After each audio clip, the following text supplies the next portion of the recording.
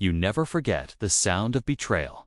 It doesn't come like thunder or fire, it comes in quiet steps. In whispers that creep into your life until one day they explode into chaos. That morning, the autumn wind carried more than falling leaves. It carried judgment. I stood on the porch of my own cabin, the place where I had poured every drop of sweat and hope, only to hear Karen's shrill voice calling 911 because her son had seen me there. Not because I was trespassing, not because I had done anything wrong, but simply because she couldn't stand the thought that I still existed on this land. My land. The land I bought with honor. The one place that carried the weight of my service. My sacrifices and the ghosts I fought to silence every night. The cabin wasn't just wood and stone. It was a promise I made to myself years ago when I returned home wearing medals no one saw, carrying wounds no one cared to ask about. I told myself I would build something that belonged only to me, untouched by politics, untouched by power. Yet here stood Karen, the HOA queen, acting as if she owned every inch of this valley, calling in police like she was the law itself. Her son had pointed me out like I was some criminal squatting in the woods, and she spun her tale so confidently that anyone listening might have believed her. Except the truth was far sharper than her lies. I heard her voice through the thin morning air, shrieking into her phone, "Yes, officer. There's a man at the cabin near the lake. He doesn't belong there. He looks dangerous. Please, hurry." Dangerous. The word hit me harder than I cared to admit. I had been called dangerous before, but always by enemies in foreign lands. Never by a neighbor, never by someone who shared the same soil I bled to protect. My jaw tightened as I stood there, watching her from the distance, her arms flailing, her son clutching at her side like this was all some theater act. I could have walked down, shouted, demanded respect. But I didn't. Years in uniform had taught me the art of patience, the heavy cost of losing control. Instead, I leaned against the porch rail, staring out over the lake, waiting. The sirens came soon after, wailing through the valley until the patrol car rolled up the gravel road. Karen puffed up like she had summoned divine justice itself, her smug smile blooming across her face. She pointed at me with the certainty of a tyrant declaring an enemy. "That's him. That's the man trespassing. Arrest him now." The officer stepped out, tall, broad-shouldered, his boots crunching the gravel beneath him. I didn't move. His eyes landed on me, and for a moment, there was silence, the kind that stretches so thin it can shatter hearts. Then, in one swift motion, his hand went to his forehead in a crisp salute.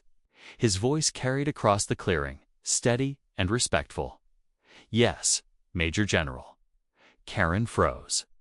The color drained from her face as if someone had pulled the very ground from beneath her feet.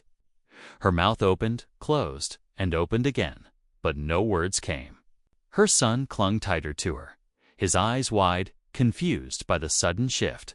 The cop didn't even look at her, his entire focus was on me. The weight of years, the battles fought, the blood spilled, it all seemed to hang in that salute.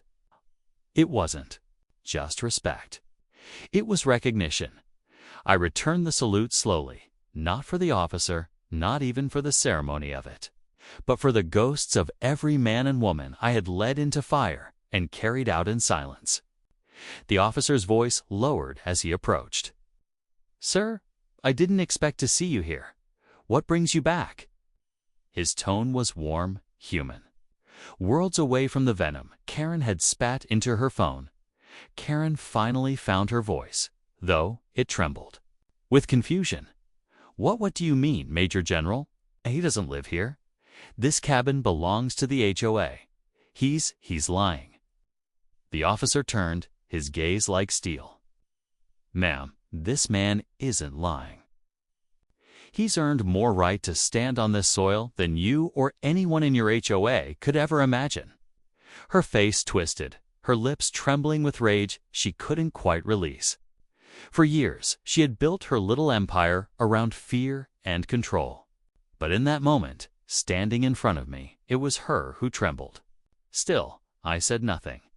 Sometimes silence cuts deeper than words. The truth was, this was only the beginning. Karen's hatred wasn't about property lines or rules, it was personal. She had crossed me before, chipped at the edges of my peace. And now she had dragged me into the spotlight with a false call to the police. But the difference between us was simple. She played games with gossip and lies, while I carried patience sharpened by war.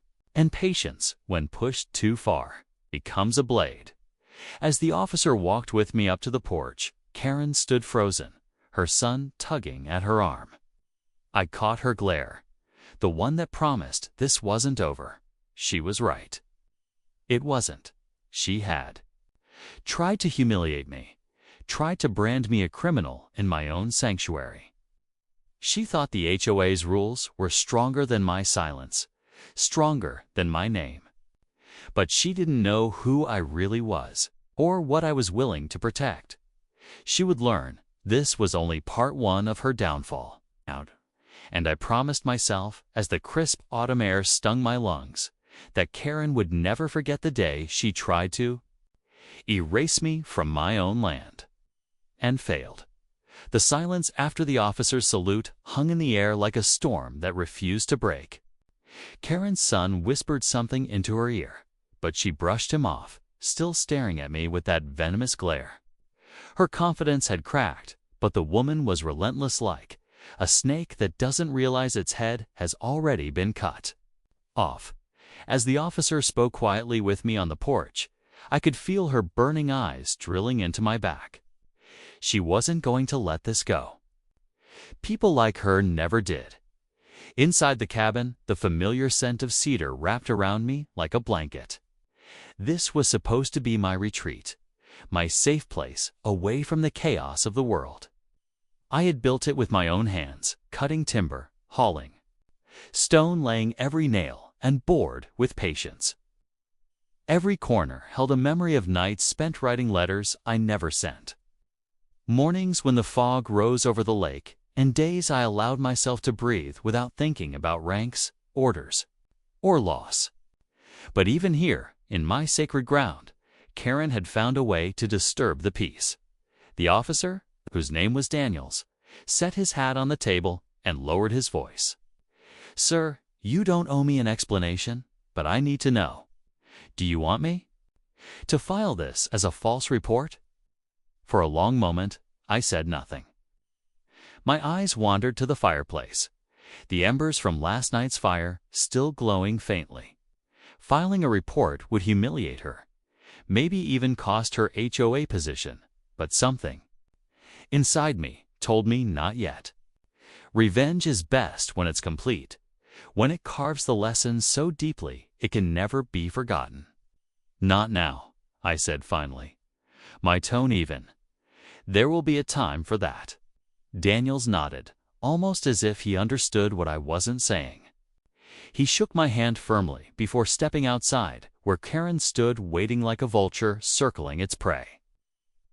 I watched from the window as she stormed toward him, her voice rising in frustration. I couldn't hear the words, but I could see the fire in her gestures, the wagging finger, the flailing arms. Daniels didn't flinch. He spoke firmly, shook his head once, and left her standing in the gravel. Fuming, she turned her gaze back to the cabin, locking eyes with me through the glass. Her lips formed silent words I could almost read. "This isn't over." Then she yanked her son by the arm and marched away, her heels stabbing the dirt with every step. That night, the cabin felt heavier than usual. The crickets sang outside. The lake shimmered beneath the moonlight, but peace wouldn't come. My mind spun in circles, replaying the way Karen had called me dangerous, the way her son had looked at me with fear in his eyes. It wasn't just about property. It was about power.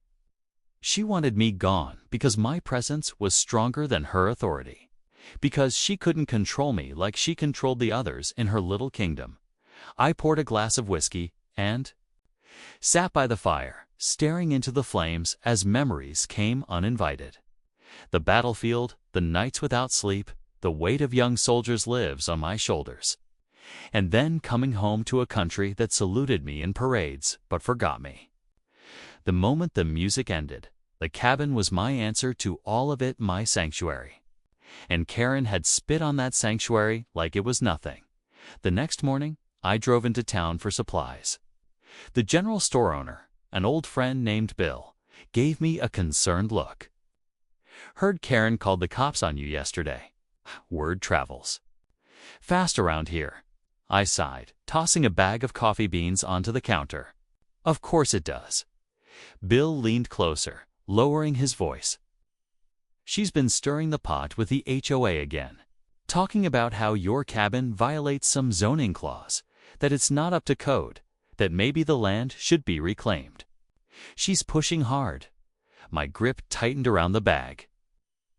It was always like this with Karen, never direct, always through whispers and manipulations. She used rules as weapons, twisting them until her enemies bent or broke. But she was making a mistake this time. She thought she could erase me with paperwork and lies, like I was just another neighbor, too scared to stand up to her. I left the store with my supplies. But my mind was already working. Karen wanted a fight, and she thought she was holding the battlefield. But the truth was, I had faced enemies far more cunning, far more ruthless, and I had beaten them not with anger, but with strategy. She had underestimated me, and that would be her undoing. Later that week, HOA letters began arriving. Thin envelopes stuffed into my mailbox, each one filled with threats disguised as rules. Violations for unauthorized construction, fines for land misuse, even warnings about noise complaints. When I hadn't played music in months, Karen's fingerprints were all over them. She was declaring war. But war was something I knew better than anyone. I sat at my desk, spreading the letters across the wood, studying them like battle maps. Each one told me more about her desperation, her need to break me down. What she didn't realize was that every attack she launched only revealed her weakness. She couldn't touch my deeds, my ownership papers, or the law. So she threw mud, hoping it would stick. That night, as the wind howled through the trees, I made a promise to myself. I wasn't just going to stop Karen. I was going to dismantle the empire she had built on fear. I would make her regret every lie, every false call, every attempt to strip me of the land I had bled for. And when it was over, she would stand where I stood, stripped of everything. Looking into the silence she had created by the third week, the HOA letters weren't just a nuisance, they were piling into something more sinister. Karen had escalated, sending threats that carried the full seal of the HOA board, stamped and signed as if she thought legal-looking paper would scare me into surrendering. The language was sharp, filled with phrases like immediate compliance, required and subject to property seizure. It was laughable, really. She had no authority over my cabin, no rights to the deed, no claim over the lake. But I knew this wasn't about rules anymore. This was Karen declaring war in her own way through intimidation, humiliation, and fear. Most people caved under her. I had seen it in the way neighbors lowered their heads when she strutted down the street, the way they pretended to agree with her ridiculous rules just to keep her from targeting them next. She ruled through shame, through whispers, through her ability to make your life unbearable if you crossed her. But she had made the fatal mistake of crossing someone who wasn't afraid of her, someone who had survived far worse than HOA fines and gossip. Still, that didn't mean her games didn't sting. Late one night, I found myself staring at one of her letters again. The words trespassing and unauthorized written in bold across the page. It burned at me because it wasn't just a light, it was her trying to erase everything I had built. My hands shook as I thought of the years spent carrying soldiers' lives on my shoulders, only to come home and be treated like a criminal by a neighbor. who had never sacrificed a day of her life for anyone but herself. Sleep didn't come that night. Instead, memories clawed at me, faces of men I couldn't save, voices calling out in the dark. The cabin, my sanctuary, suddenly felt invaded, poisoned by Karen's venom. I walked outside, the cold air biting at my skin, and stood by the lake. The moon's reflection rippled across the water, reminding me of nights overseas when the only peace I could find was in the sky above me. I clenched my fists and whispered into the silence, "Not here, not this time." The next morning, I began my counterattack. I didn't shout at her in meetings, didn't storm into HOA offices demanding justice. That would only fuel her fire. Instead, I went silent. Strategic silence. I started gathering everything: the letters, copies of my deed, county records proving the land and cabin were mine beyond dispute. I documented every false claim, every threat, every attempt at harassment. Karen believed she was tightening the noose, but really, she was giving me rope to hang her with. A week later, the HOA meeting arrived. I hadn't planned on going, but something inside me told me it was time to show my face. When I walked into that cramped hall, every head turned. The room was thick with tension, neighbors packed into folding chairs, whispers circling as eyes darted between Karen and me. She sat at the head of the table, smug and towering in her false authority, wearing that self-satisfied smile she always used before striking. She cleared her throat dramatically, shuffling papers. "We have a very serious matter to discuss tonight. It concerns the so-called cabin near the lake. This structure violates numerous codes and must be dealt with immediately. We cannot allow dangerous individuals to." Her voice cracked when I stepped forward. Not fast, not loud, just steady, deliberate, each boot hitting the floor with the kind of weight that silences a room. I laid the stack of documents on the table in front of her, the papers slapping against the wood. Her eyes widened as she recognized the county seal, the signatures, the undeniable proof of ownership. "This cabin," I said, my voice low, but carrying through the room, "is mine. Legally, permanently, and beyond the reach of your HOA." Gasps rippled through the crowd. Neighbors leaned forward, whispering. Karen stammered, her cheeks reddening. This doesn't change the violations. You've disrupted the community. You don't belong here." I leaned in just enough for only her to hear. "I've belonged to this land longer than you've been playing queen of it, and you know it." The board members shifted uncomfortably. Some avoided eye contact, others looked at Karen with suspicion. The cracks in her power were showing, and she felt it. Her face twisted into a mask of rage, but she forced a brittle smile. "We'll review these documents." I didn't push further. Not yet. I simply picked up my papers, tucked them under my arm, and turned to leave. But before I walked out, I looked around the room, meeting the eyes of every neighbor who had been living in fear of her. "You don't have to be afraid anymore," I said quietly, but firmly. "She can't touch me, and if she can't touch me, maybe she can't touch you either." The silence that followed was heavier than anything Karen could spin. When I stepped outside into the cool night air, I knew I had done more than just defend myself, had planted a seed of resistance. That night, Karen's empire had taken its first real blow, and she knew it. Because when I reached my cabin, there was something new waiting on the porch, a crude note written in angry, jagged handwriting. "You think you've won, but you haven't. Watch yourself." For the first time in years, I smiled. Not because I underestimated her threat, but because she had revealed her desperation. Karen was slipping. And desperate enemies make mistakes. I was ready for her next move. The note stayed on my porch for 2 days. I didn't touch it at first, just let it sit there like a warning, like a snake coiled at my doorstep. Every time I stepped outside, my eyes would land on it. And I wondered if Karen thought this pathetic little threat would break me. But it didn't scare me, it only told me one thing. She was losing control. A woman like Karen, who built her throne on rules and bylaws, was now reduced to scribbling threats in the dark. That wasn't strength. That was fear. Still, I wasn't foolish enough to ignore it. I slipped the note into a folder with all the other evidence I'd been collecting. I knew where this was heading, and when it did, I wanted everything in order. Karen thought she was clever, thought no one would ever call her out. But the thing about clever people who rely on intimidation is this: the moment their mask slips, their empire crumbles. The days that followed, the atmosphere around the neighborhood changed. Something in the air felt different. At the diner inn, town whispers stirred as neighbors glanced at me, then looked away quickly.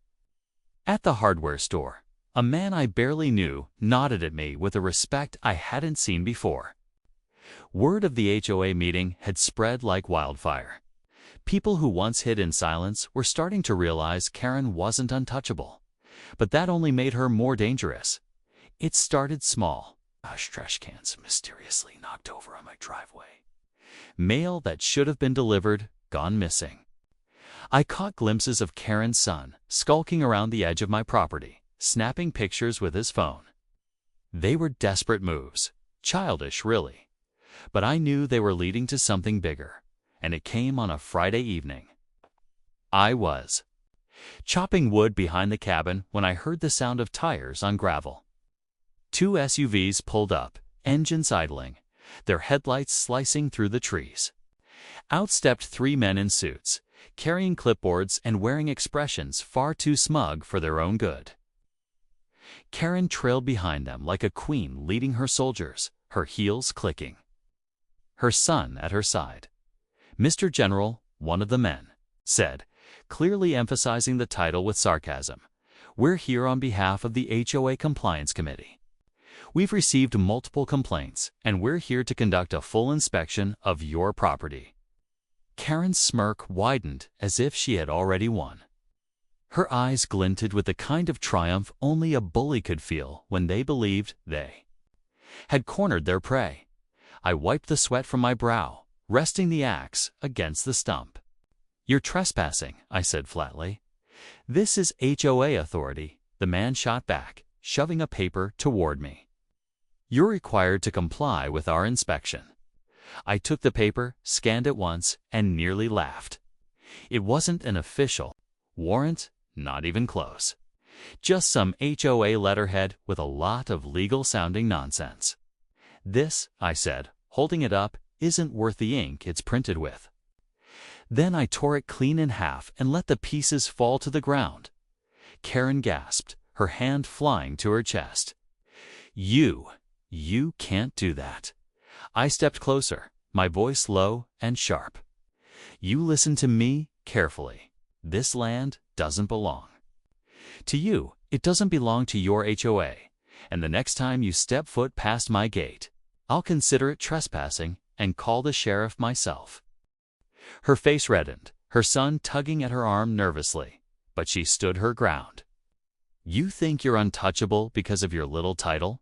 Because that officer saluted you? You don't scare me. I'll bury you in fines, lawsuits, and complaints until you're begging me to leave." Her words echoed, but I could see the cracks forming in her armor. Her voice shook, her hands trembled, and her son's wide eyes betrayed fear. The men in suits exchanged glances, clearly uncertain if they wanted to be standing on her side of this fight anymore. I didn't yell. I didn't threaten. I simply said, "Try me." Then I turned my back on them and picked up the axe, splitting another log with one clean strike. The sound cracked through the silence like a gunshot, and for the first time, Karen flinched. They left not long after, Karen muttering under her breath, her heels stomping against the gravel. But as I watched them drive away, I knew this wasn't her final move. Karen wasn't done, not by a long shot. The humiliation she felt today would only fuel her obsession to destroy me that night. I sat at my desk, papers spread out again. Evidence, deeds, letters, and now the inspection attempt. I was building a case, a fortress she couldn't break through. But it wasn't just about me anymore. I thought about the neighbors at that meeting, the way their eyes lit up when I said, "She couldn't touch me." I thought about the nods in town, the whispers of hope. Karen wasn't just my enemy, she was everyone's enemy. And maybe it was time someone finally stood up and ended her reign for good. I leaned back in my chair, the firelight flickering across the papers. My patience was ending. If Karen wanted war, she was about to see what a real war looked like. The weekend after Karen's little inspection attempt, the neighborhood seemed quieter than usual. Too quiet. It's the kind of quiet that follows after a storm, when people wait in silence to see if another one is coming. I could feel the tension pressing down on the valley. Everyone was watching. Everyone was waiting.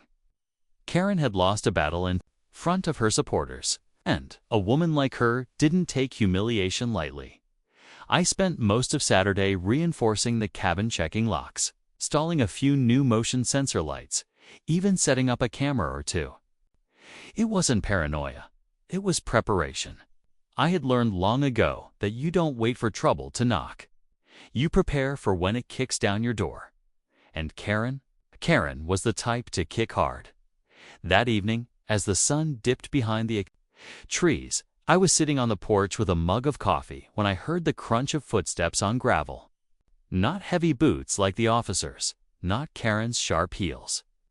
Softer, hesitant. When I looked up, I saw a neighbor I hadn't spoken to in years, an older woman named Ruth. She clutched a folder to her chest, her hands trembling. "Evening, General," she said softly, almost like she was afraid Karen would hear her from across the valley. "Evening, Ruth," I replied, gesturing to the chair across from me. "What brings you up here?" She hesitated before sitting, her eyes darting around nervously. Then she leaned closer and whispered, "I know what Karen's been doing to you.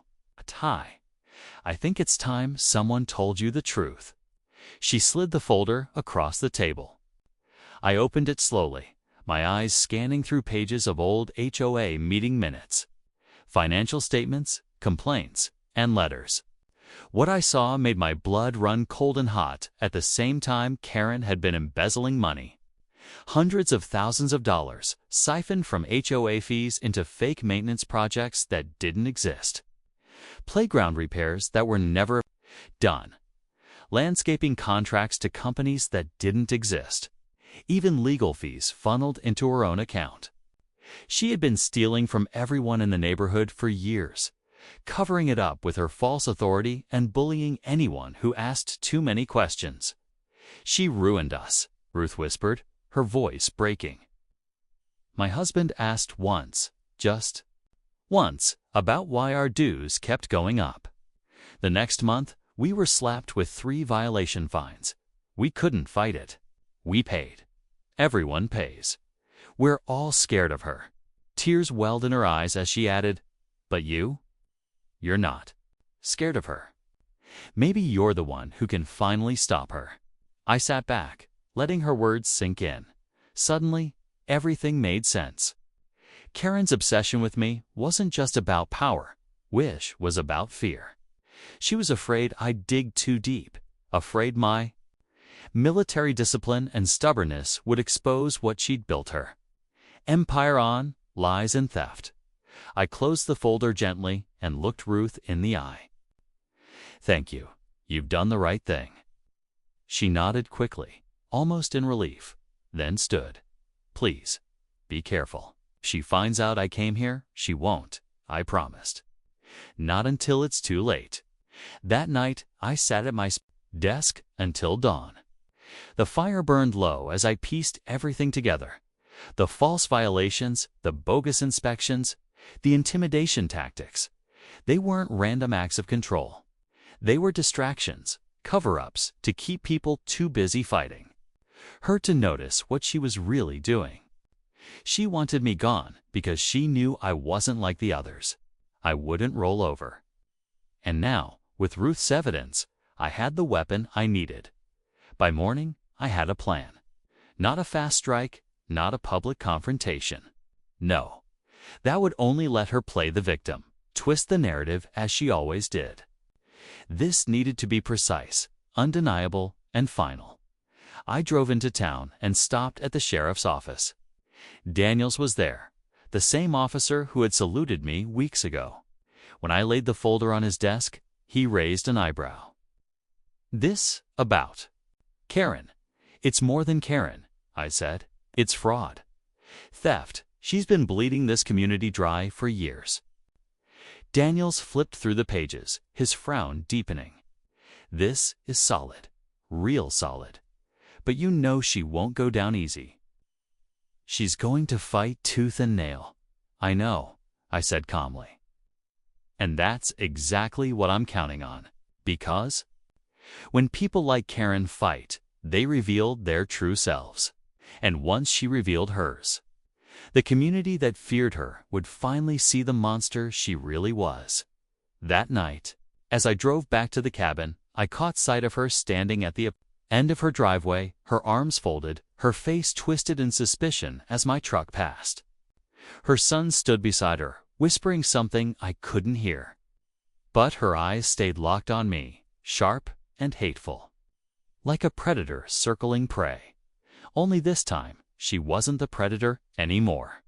She just didn't know it yet. I parked at the cabin, watching the last streaks of sunset fade behind the trees, and allowed myself a small, grim smile. Karen had declared war. But now, I had the ammunition, and when I fired back, there would be no escape for her.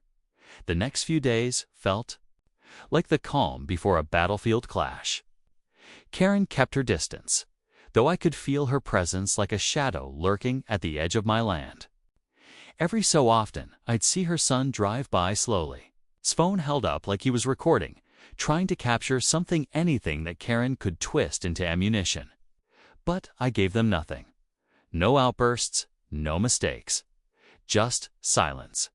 And silence, I knew, was the most unnerving weapon of all. Meanwhile, Daniels and his deputies quietly worked with the documents Ruth had given me. They traced the false invoices, the non-existent contractors, the accounts the money flowed into. Every thread led back to Karen. But the sheriff's office was cautious. They wanted the case airtight before they moved. That meant Karen still strutted around freely, still hosting her HOA meetings, still acting as though she ruled this valley. The waiting gnawed at me, but I reminded myself, patience wins wars. One evening, as I was stacking firewood, my phone buzzed. A neighbor, someone I didn't know well, had sent me a message. Just 3 words, "She's planning something." I didn't respond, but I kept my eyes sharp.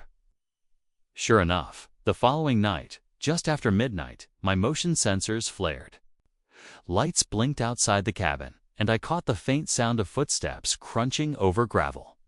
I moved to the window quietly, years of training guiding my body into silence. Through the trees, I spotted 2 figures, Karen's son and one of his friends, sneaking round with spray cans in their hands. They tagged the side of my cabin with words like "trespasser" and "get out." I didn't move to stop them.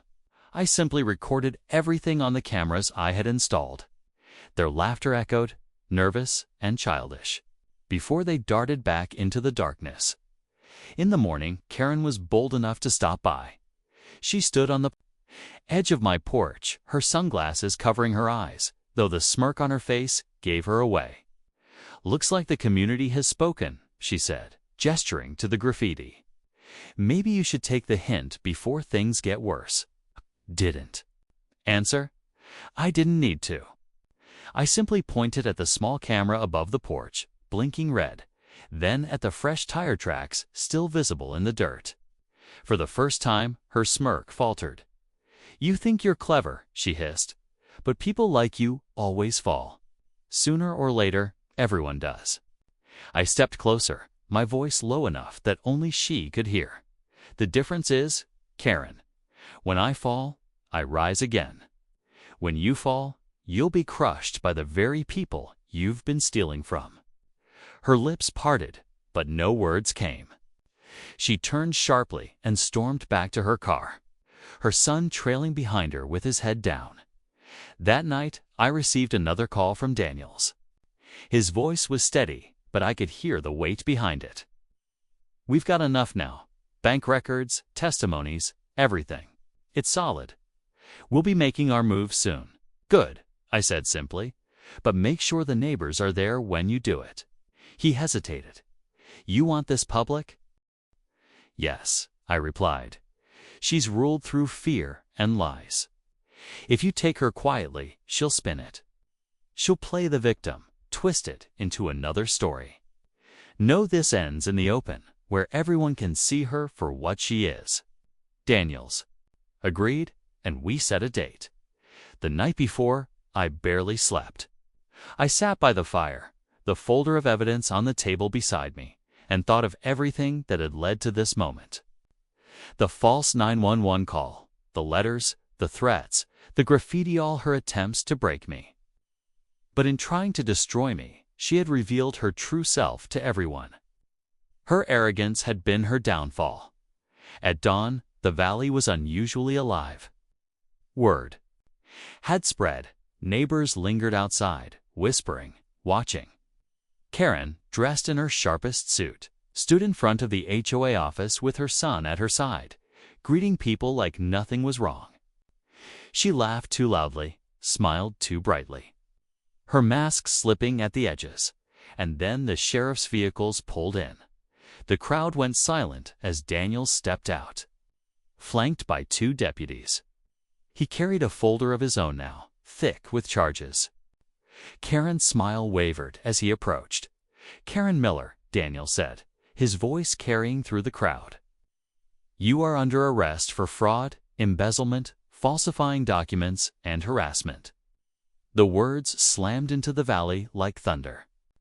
Gasps rose, neighbors whispering, some even nodding as if they had been waiting years to hear it. Karen's face twisted in horror. "This is a mistake. I am the president of this HOA. You can't," but Daniels was already reading her rights. Her son tried to argue, his voice cracking, but no one came to their defense. Not this time. I stood at the edge of the crowd, silent, watching as the woman who had tried to strip me of everything was finally stripped of her own power. Her wrists bound, her empire shattered, her mask ripped away in front of everyone she had once controlled. Her eyes met mine as the deputies led her to the car. They burned with hatred, but beneath it, I saw something else: fear. For the first time, she wasn't the predator. She was the prey. And I knew, deep in my chest, that this was the justice she had earned. The night was quiet, except for the crickets. But my heart was pounding like war drums. I had seen battlefields, seen enemies crumble under pressure. But never did I think my greatest fight would be against a petty HOA and one bitter woman named Karen. She had thrown everything at me: police calls, lawsuits, fines, threats, but now the weight of her actions had finally come crashing down on her. As I stood on the porch of my cabin, staring at the glowing lights from the convoy of federal vehicles parked in the cul-de-sac, I knew this was the moment where everything changed. It was no longer just about peace for my family. It was about justice. Karen's face when she was escorted out of her home was burned into my memory. Her shrill voice carried through the night as she screamed, "This is my neighborhood. You can't do this to me." But the federal officer only read her rights with cold precision, ignoring her desperate wails. The neighbors peeked out of their blinds, whispering, some relieved, some stunned. For the first time, her power was broken. The iron grip she held over the neighborhood was gone. The HOA board, once proud and arrogant, had collapsed under the mountain of evidence gathered against them, evidence of embezzlement, corruption, illegal fines, and harassment. Their empire of control shattered in a single night. Inside, my wife clutched my hand tightly, tears tears running down her cheeks. My son leaned against me, his small voice trembling. "Does this mean it's over, Dad?" I pulled him closer, kissing the top of his head. "Yes, son, it's over." For months, we had lived with fear and tension, never knowing when the next blow would come. But that night, peace finally returned to my family. Not because I was a major general, not because of my title or rank, but because we refused to bow down to tyranny. The morning after was strangely calm. No letters stuffed in the mailbox with fines. No HOA member patrolling the street with a clipboard. No Karen marching down the road with her phone out, recording us like we were criminals. The silence felt like freedom. I brewed a cup of coffee and sat on the porch, staring at the trees swaying gently in the breeze. My cabin, once the center of conflict, now stood as a symbol of survival. But the victory wasn't just personal. The government agents, with my testimony and documents, pressed full charges against Karen and the corrupt board members. Years of prison time loomed over them. Every neighbor who had been bullied, fined, or humiliated finally saw hope. Slowly, they began approaching me not with suspicion this time, but with gratitude. "Thank you," one elderly man said, tears glistening in his eyes. "We were too scared to stand up. You showed us how." His words hit deep. This fight was never just for MIT, was for all of them too. Weeks passed, and change swept through. The neighborhood, a new HOA election was held, but this time under strict oversight. Honest people stepped in, determined to rebuild trust. Rules were rewritten to protect homeowners, not punish them. For the first time in years, neighbors gathered together for a community cookout. Laughter filling the air where tension once choked us. My wife smiled for the first time in months. Her shoulders finally relaxed, the weight gone. My son played freely in the yard, no longer worried about strange cars watching us. One evening, as the sun painted the sky in shades of gold, I stood by the lake behind the cabin. The water shimmered, calm and unbroken, reflecting the peace I finally felt inside. My phone buzzed with a message from an old military friend. "Heard what you did. You fought another kind of war and you won?" I couldn't help but smile. Yes, I won, but more importantly, I learned something. Battles aren't always fought on foreign soil. Sometimes they're fought at home, against people who weaponize rules and fear. And sometimes, the bravest thing you can do is protect your family and community from those who prey on them. Months later, word came that Karen had been sentenced 5 years behind bars for fraud, extortion, and harassment. Her HOA partners received their punishments too. When the news broke, no one celebrated loudly, but there was a quiet satisfaction that justice had finally been served. For once, the neighborhood slept in peace. Without fear of a knock at the door, I placed my hand on the porch railing, staring out into the horizon. This cabin had become more than a home. It was a battlefield, a fortress, and finally, a sanctuary. Karen thought she could break us, but instead, she revealed just how strong we were. And those scars remained. They were reminders of a war fought and won, not just by me, but by every soul who dared to stand against her tyranny. So when people ask me what happened that night, the night Karen called 911 on me for nothing more than living peacefully, and the cops saluted me, calling me Major General, I tell them this: it wasn't just about rank or power. It was about standing tall when others tried to make you small. It was about fighting for your family, your home, your dignity. And in the end, that's a fight worth every ounce of strength you can give. And with that, I closed my eyes, breathed in the mountain air, and finally let go of the weight. The war was over. Justice had been done.